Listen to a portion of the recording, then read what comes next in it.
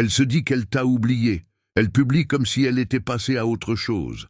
Elle sourit même comme si elle n'en avait jamais perdu le sommeil. Mais sous cette apparence, son esprit est loin d'être libre. Car voici ce que personne ne te dit. Quand une femme a vraiment ressenti quelque chose d'authentique, elle n'oublie pas simplement, même quand elle le voudrait. Et si tu es resté silencieux, vraiment silencieux, pas un détachement fin, mais ancré dans un objectif, la croissance et la maîtrise émotionnelle, alors tu as déjà remporté une bataille dont la plupart des hommes ignoraient même l'existence. Aujourd'hui, nous allons décortiquer précisément pourquoi elle ne peut pas t'effacer de son esprit, même quand elle essaie. Allons-y. Numéro 1. L'illusion d'être passé à autre chose. Elle peut agir comme si tout allait bien, rire plus fort, publier davantage, rechercher de nouvelles expériences. Mais ce ne sont que des distractions superficielles. Au fond, elle n'est pas guérie, car oublier n'est pas guérir, et passer à autre chose n'est pas lâcher prise. Ce qu'elle fait, c'est essayer d'échapper à une ombre, la tienne. Mais plus elle essaie de la noyer dans le bruit, plus elle résonne dans le silence de son propre esprit. Peut-être sort-elle tous les week-ends. Peut-être y a-t-il un nouveau type dans ses stories. Peut-être essaie-t-elle de prouver quelque chose. À toi, à ses amis, peut-être même à elle-même. Mais tard le soir, quand le monde est silencieux et que personne ne regarde, c'est là que la vérité refait surface. C'est là que les vieux souvenirs reviennent. Pas les mauvais, mais ceux qui ressemblaient à la paix. La façon dont tu écoutais sans interrompre. La façon dont ta présence la faisait se sentir en sécurité, pas jugée. La façon dont tu restais calme, même quand elle apportait le chaos. Tu vois, c'est là que le stoïcisme te donne un avantage, non seulement sur la situation, mais sur toi-même, parce que tu ne cherches pas la validation. Tu n'es pas là pour prouver quoi que ce soit. Tu es ancré dans ton propre cadre. Tu n'essaies pas de l'effacer.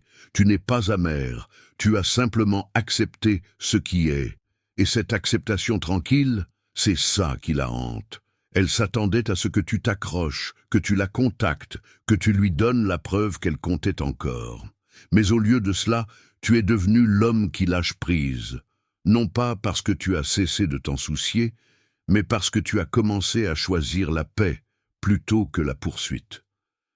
Alors maintenant, chaque rire qu'elle force, chaque selfie qu'elle publie, chaque légende que des bonnes ondes, c'est un masque. Un masque qui tombe quand le souvenir de toi la prend au dépourvu, quand ta calme confiance rejoue dans sa tête, parce que ce n'étaient pas les rendez-vous ou les cadeaux, c'était la profondeur. Et ce genre de présence, ça persiste. Son esprit ne la laissera pas t'oublier parce que tu n'étais pas juste un autre chapitre, tu étais la leçon. Numéro 2. Les échos émotionnels dans le silence. Quand la nuit devient silencieuse, quand la dopamine s'estompe, ton souvenir revient, non invité, mais indéniable. Elle rejoue les derniers mots, le dernier regard, la dernière fois où elle s'est sentie vraiment en sécurité. Parce que le silence n'est pas le vide, c'est la clarté. Il dépouille le bruit, les distractions, les justifications. C'est dans ce silence que la vérité commence à résonner, pas seulement ton absence, mais ta présence, son authenticité, sa stabilité, la façon dont tu n'as pas bronché quand elle était dépassée, la façon dont tu n'as pas essayé de la contrôler, seulement de la comprendre. Et maintenant, dans le calme, cet écho émotionnel devient plus fort. Elle ne le montre peut-être pas, mais il joue en arrière-plan comme une chanson qu'elle ne peut pas éteindre. Ton souvenir n'est pas seulement coincé dans son esprit, il vit dans son système nerveux. Cette énergie calme que tu apportais, l'espace sécurisant que tu créais, la façon dont tu ne réagissais pas là où d'autres l'auraient fait, ces moments ont laissé une impression plus profonde qu'elle ne s'y attendait. Tu vois, sous un angle stoïcien, ton silence n'est pas passif. Il est puissant. Tu ne l'ignores pas, tu refuses simplement de mendier le rôle que tu remplissais autrefois avec grâce. Épictète a dit « Ce qui trouble les hommes, ce ne sont pas les choses, mais les jugements qu'ils portent sur les choses. » Et c'est exactement ce qui lui arrive maintenant. Elle a jugé ta distance comme une faiblesse jusqu'à ce qu'elle devienne le miroir de son propre chaos.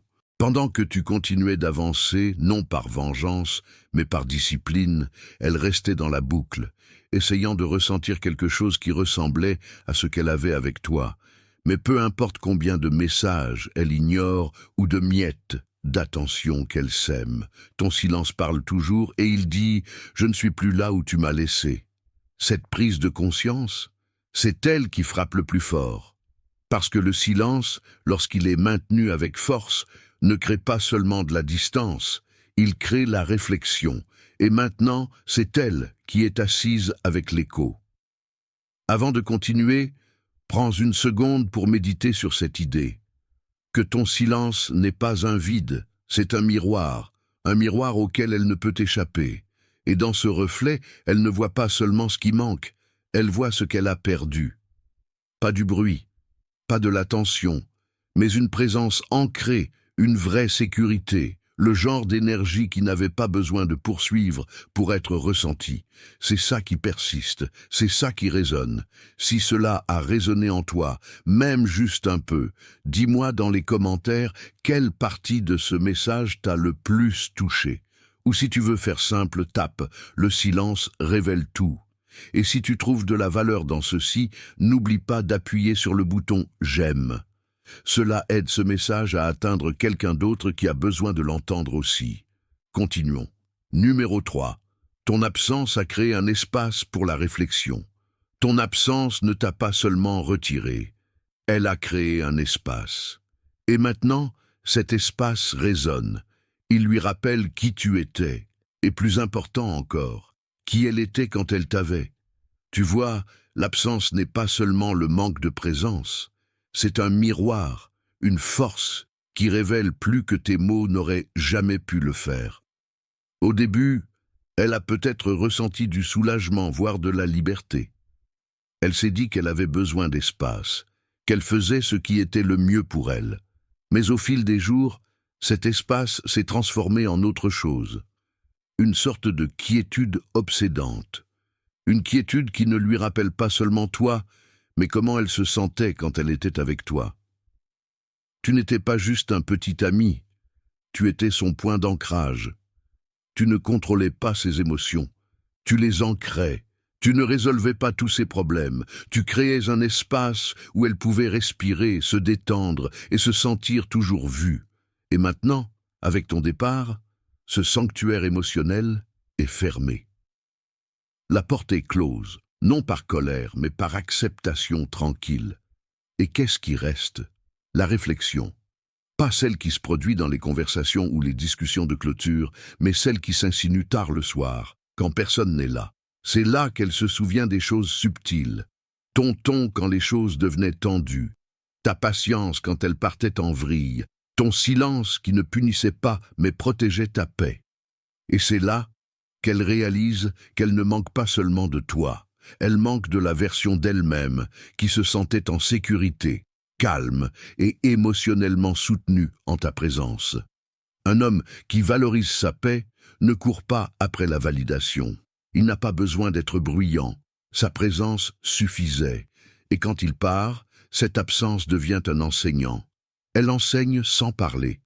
Elle force les autres à s'asseoir avec ce qu'ils prenaient pour acquis. Et c'est exactement ce qui se passe maintenant. D'un point de vue stoïcien, c'est la forme la plus élevée de discipline. Ne pas réagir, ne pas chercher à contacter, ne pas avoir besoin de rappeler à quelqu'un ta valeur. Au lieu de cela, tu laisses le temps et l'espace faire ce que les mots n'ont jamais pu. Comme Sénèque l'a écrit un jour, ce n'est pas que nous disposons de peu de temps, c'est que nous en perdons beaucoup. Et tu ne perds plus le tien à prouver ta valeur à quelqu'un qui ne l'a pas vu quand cela comptait. C'est ce qui te distingue. Tu n'utilises pas le silence comme une arme, tu l'incarnes. Tu laisses ton absence devenir la preuve de ta présence. Et lentement, elle commence à voir la différence entre quelqu'un qui remplissait son temps et quelqu'un qui a autrefois rempli son âme. Numéro 4. Le calme inoubliable que tu portais. Tu n'as pas supplié, tu n'as pas plaidé, Tu n'as pas perdu le contrôle. Tu es resté posé, calme, stable. Et dans un monde qui récompense souvent le chaos et la surréaction, ce genre de force émotionnelle, c'est rare. Et ce qui est rare est inoubliable. Elle était peut-être habituée au drame, aux hauts et bas, aux explosions émotionnelles, aux culpabilisations ou aux grands gestes. Mais tu ne lui as pas donné ça. Tu lui as donné la quiétude, une sorte de calme qui ne crie pas pour être entendu, mais qui persiste longtemps après que le bruit a disparu. Même quand les choses se sont terminées, tu n'as pas poursuivi, tu ne t'es pas effondré, tu n'as pas laissé ton ego s'emballer pour prouver quelque chose, tu as juste accepté. Et c'est ça qui la déstabilise maintenant. Pas ta colère, pas ton silence seul, mais le calme intérieur. Parce que ce calme parle de quelque chose de plus profond, quelque chose qu'elle ne comprenait pas à l'époque, mais auquel elle ne peut s'empêcher de penser maintenant. Ce n'était pas passif, ce n'était pas froid. C'était la force d'un homme qui sait qui il est, un homme qui refuse de se perdre juste pour être compris par quelqu'un qui n'est pas prêt. Ce genre de sang-froid, c'est puissant et c'est obsédant parce que ça ne peut pas être manipulé, ça ne peut pas être ramené avec des miettes d'attention ou testé par le silence. Elle pensait que tu craquerais, que tu plierais sous la pression, ou que tu reviendrais en courant comme d'autres l'auraient peut-être fait. Mais tu ne l'as pas fait, tu as tenu bon, c'est ce qui te distingue, c'est pourquoi tu es inoubliable, parce que même si elle peut essayer de remplacer la relation, elle ne peut pas remplacer l'expérience, le calme, la présence, la maîtrise émotionnelle qui a laissé une empreinte plus profonde qu'elle ne l'avait jamais imaginée. Le stoïcisme enseigne que nous ne sommes pas troublés par les choses, mais par les opinions que nous en avons. Et tu as maîtrisé cela. Tu n'as pas laissé la rupture te définir. Tu n'as pas basé ta valeur sur son attention ou son absence. Tu as répondu avec quiétude, avec respect de toi-même, avec clarté. Et maintenant, cette quiétude est devenue la chose la plus assourdissante dans sa vie. Parce qu'une fois qu'une femme a fait l'expérience d'un homme qui reste posé face aux tempêtes émotionnelles, qui tient son cadre au lieu de courir après le sien, cette image ne s'efface pas. Elle reste dans son esprit, dans sa mémoire et dans sa comparaison avec chaque homme qui suit. Le vrai pouvoir n'est pas dans la réaction, il est dans la retenue. Et ta retenue, c'est ce qui a laissé la marque la plus profonde. Laisse cela s'imprégner un moment, parce que la vérité est que n'importe qui peut réagir, n'importe qui peut poursuivre, supplier ou perdre le contrôle quand les émotions sont fortes.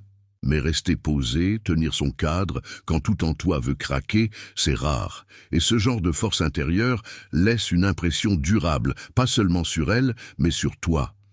Elle devient une partie de ton identité. Alors, demande-toi, es-tu fier de la façon dont tu as géré la tempête? Reviendrais-tu en arrière et échangerais-tu ce sang-froid contre un moment de validation temporaire? Si cette réflexion te parle, j'aimerais lire tes pensées dans les commentaires, ou tape simplement « La retenue est mon pouvoir ». Gardons ce message vivant pour chaque homme qui apprend à diriger avec force, pas avec désespoir. Maintenant, allons de l'avant. Numéro 5. La façon dont tu la faisais se sentir en sécurité. Elle oubliera peut-être les mots, mais elle se souvient de comment tu la faisais se sentir.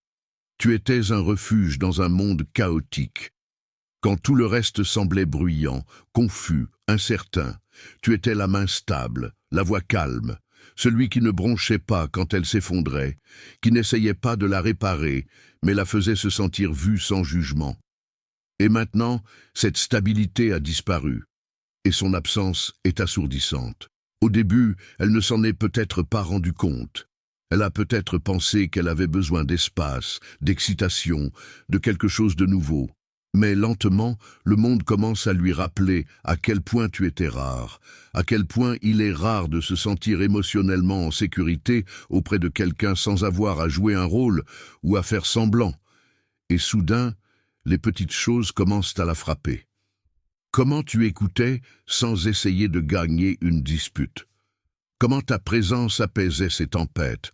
Comment ta patience la faisait se sentir comprise quand elle ne pouvait même pas se comprendre elle-même? L'homme stoïque n'essaie pas d'être son frisson, il devient sa paix. Et ironiquement, cette paix est souvent négligée jusqu'à ce qu'elle manque, jusqu'à ce que les nouvelles personnes dont elle s'entoure lui coupent la parole, minimisent ses émotions ou lui donnent l'impression qu'elle doit mériter l'affection.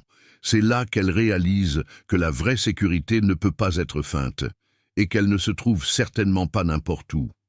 Tu n'avais pas besoin de dominer la pièce pour qu'elle se sente en sécurité. Tu le faisais par ta présence, par ta capacité à maintenir la tension sans devenir froid, par ta force tranquille qui disait « Même si tout s'écroule, moi, je ne m'écroulerai pas ». Ce n'est pas seulement attirant, c'est inoubliable. Et maintenant, le contraste est clair. Elle est entourée d'attention, peut-être même d'affection, mais elle ne peut pas trouver ce même ancrage, ce même refuge émotionnel, parce que ce n'était pas ce que tu lui donnais, c'était ce que tu ne lui prenais pas. Tu ne drainais pas son énergie, tu n'amplifiais pas le chaos, tu lui donnais l'espace pour être vulnérable. Et maintenant, cet espace est verrouillé derrière une porte qu'elle ne peut rouvrir. La paix est sous-estimée jusqu'à ce qu'elle disparaisse. Et une fois qu'elle a ressenti ce que c'est que d'être avec un homme qui vit selon des principes, pas sous pression, chaque connexion chaotique par la suite ne fera que lui rappeler ce qu'elle a perdu. Tu n'étais pas juste un chapitre, tu étais le calme entre les tempêtes. Et une fois qu'une femme sait ce que cela fait, son esprit ne la laisse pas l'oublier. Numéro 6. Tu n'as pas joué le jeu, tu es parti. Pendant que d'autres jouaient au jeu du « suis-moi, je te fuis », publiaient pour attirer l'attention ou couraient après des miettes d'attention, tu t'es simplement retiré avec grâce, tranquillement, complètement. Pas de mélodrame, pas de publication cryptique, pas de tentative désespérée pour être remarqué. Tu n'es pas entré dans les jeux dans lesquels temps tombe, les cycles sans fin d'envoi de SMS, d'ignorance, de réapparition, de prétendre s'en moquer. Tu savais exactement qui tu étais, et tu savais que si quelqu'un ne pouvait pas valoriser ta présence, il ne méritait pas ce privilège. Le geste le plus fort est souvent l'absence de geste, parce que le silence, ancré dans le respect de soi, est le message le plus fort que tu enverras jamais. Ce n'est pas le silence qui mendie l'attention, c'est celui qui exige la réflexion. Elle s'attendait à de la résistance. Elle anticipait que tu jouerais le jeu, que tu correspondrais à son énergie chaude et froide. Mais au lieu de cela, tu as fait quelque chose de bien plus puissant. Tu t'es désengagé avec calme, avec dignité, avec détermination. Ce genre de silence déroute ceux qui comptent sur le contrôle, parce que tu ne lui as pas donné la réaction à laquelle elle était habituée. Tu n'as pas validé le cycle, tu y as mis fin, non pas en claquant la porte, mais en refusant simplement de rester plus longtemps sur le seuil. D'un point de vue stoïcien, c'est l'essence du véritable contrôle. Pas celui qui manipule, mais celui qui choisit la paix plutôt que la mesquinerie. Comme l'a dit Marc Aurèle, la meilleure vengeance est de ne pas ressembler à celui qui a commis l'offense. Tu n'as pas riposté, tu n'as pas cherché à obtenir des explications. Tu ne t'es pas abaissé juste pour être entendu. Tu t'es élevé au-dessus. Et cela a laissé une impression plus profonde que n'importe quelle dispute n'aurait jamais pu le faire. Maintenant, pendant que d'autres jouent encore à la même partie d'échec émotionnel, elle se demande « Pourquoi ne s'est-il pas battu pour moi ?» Ce qu'elle ne réalise pas encore, c'est que tu t'es battu pour ta paix, ta croissance, ta dignité. Et tu as gagné. Tu es parti non pas parce que tu ne t'en souciais pas, mais parce que tu t'en souciais trop pour te trahir toi-même. Et ce genre de départ, c'est inoubliable, parce que ce n'est pas seulement le silence, c'est une déclaration. Une déclaration qui résonne chaque fois qu'elle vérifie son téléphone et ne trouve rien d'autre que la quiétude. Laisse cette dernière phrase s'installer un moment, parce que parfois, la chose la plus puissante que tu puisses laisser derrière toi est rien du tout, aucun message, aucune réaction, juste le poids indéniable de ton absence. C'est ça qui crée le véritable impact, pas le bruit, mais la discipline, pas la recherche d'attention, mais le respect de soi. Alors, voici quelque chose à méditer. Est-ce que tu t'éloignes pour lui prouver quelque chose ? ou pour te prouver quelque chose à toi-même. Si ce message touche quelque chose en toi, partage tes pensées dans les commentaires, ou tape simplement « Mon silence est mon standard ». Gardons cette conversation réelle, ancrée et en croissance. Maintenant, passons à ce qui se passe ensuite. Numéro 7. Ces déclencheurs sont liés à toi maintenant. Ce ne sont pas seulement des souvenirs, c'est tout. Une chanson, une rue, une odeur, et boum, tu es de retour dans sa tête, pas parce que tu t'y es introduit de force, pas parce que tu essaies de t'attarder, mais parce que sa mémoire émotionnelle est liée à ton énergie. Tu vois, quand un homme se montre avec intention, calme et constance, quand il apporte la paix dans un monde plein de bruit, il ne fait pas que passer dans la vie d'une femme, il y laisse une empreinte. Tu n'as pas laissé derrière toi du drame, de la confusion ou du chaos. Tu as laissé quelque chose de bien plus obsédant, la stabilité. Et maintenant, tout ce qui ressemble même légèrement à cette présence, même si ce n'est qu'une chanson qui jouait en fond sonore pendant que vous riez ensemble, devient un déclencheur.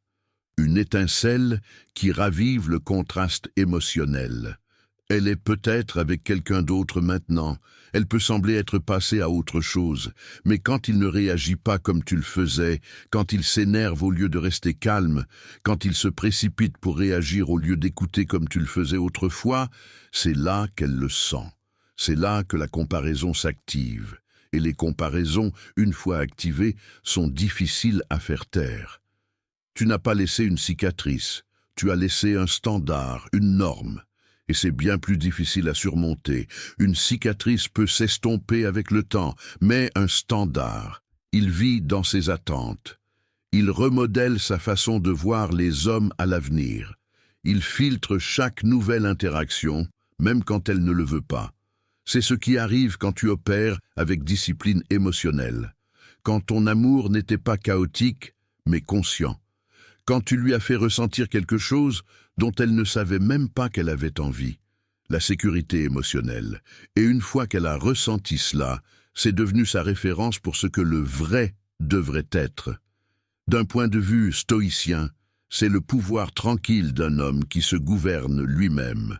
Tu n'as pas manipulé les émotions, tu as modelé la maturité, tu n'as pas essayé de la posséder, tu l'as inspirée, et maintenant, cette énergie, elle la suit dans chaque nouvelle connexion, chaque moment calme, chaque souvenir inattendu. Ce n'est pas l'attention qui lui manque, c'est l'atmosphère, la façon dont ton énergie la faisait se sentir plus régulée, plus ancrée, plus elle-même. Parce que quand quelqu'un se sent vu, compris et en sécurité en ta présence, t'oublier n'est pas seulement difficile, c'est impossible. Numéro 8. Son ego combat ce dont son cœur se souvient. Elle dit à ses amis qu'elle s'en fiche, hausse les épaules comme si ça ne signifiait rien, réécrit l'histoire dans sa tête juste pour protéger sa fierté. Elle se convainc que tu n'étais pas le bon, que ce n'était qu'une phase, qu'elle est mieux maintenant. Mais au fond, son cœur sait mieux. Parce que le cœur ne suit pas la fierté, il suit l'impact. Et ton impact, il est toujours là. Pas parce que tu as supplié qu'on se souvienne de toi, pas parce que tu as laissé une traînée de drame ou de désespoir, mais à cause de la façon dont tu t'es présenté, la façon dont tu as guidé par la présence plutôt que par la pression, la façon dont ton énergie parlait plus fort que tes mots. Ce genre d'empreinte émotionnelle ne disparaît pas simplement quand elle décide qu'il est plus commode d'oublier. Alors maintenant, elle est déchirée. Son ego fait des heures supplémentaires pour gagner la bataille narrative, pour se dire que tu n'avais pas tant d'importance, que ce n'était pas réel, qu'elle est passée à autre chose. Mais chaque fois qu'elle est seule, chaque fois que les masques tombent et que les distractions s'estompent, son cœur interrompt l'histoire, avec des souvenirs, avec des éclairs de paix, avec le sentiment persistant que quelque chose de rare lui a échappé. Et c'est là que réside ton pouvoir. Tu ne discutes pas avec l'ego, tu laisses le temps l'humilier. Tu ne te bats pas pour être compris, tu ne cours pas après les explications ou la clôture. Tu restes ancré, tout comme tu l'étais dans la relation, stoïque, calme, concentré sur ce que tu peux contrôler, ta propre évolution.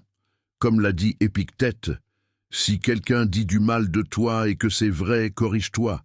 Si c'est faux, ris-en. » Tu n'as pas besoin de défendre ta réputation dans ces conversations de groupe ou d'essayer de corriger sa version de l'histoire. La vérité n'a pas besoin de défense. Elle a juste besoin de patience. Et avec le temps, le bruit s'estompe et la vérité demeure. Finalement, elle réalisera qu'il ne s'agissait pas seulement de ce que tu as fait, mais de qui tu étais. Et plus important encore, de qui tu n'es pas devenu quand les choses se sont effondrées. Tu n'es pas devenu amer. Tu n'as pas cherché à te venger. Tu t'es élevé. Et ce contraste, l'homme qui est parti avec la paix pendant qu'elle s'accrochait à la fierté, c'est ce qui reste avec elle.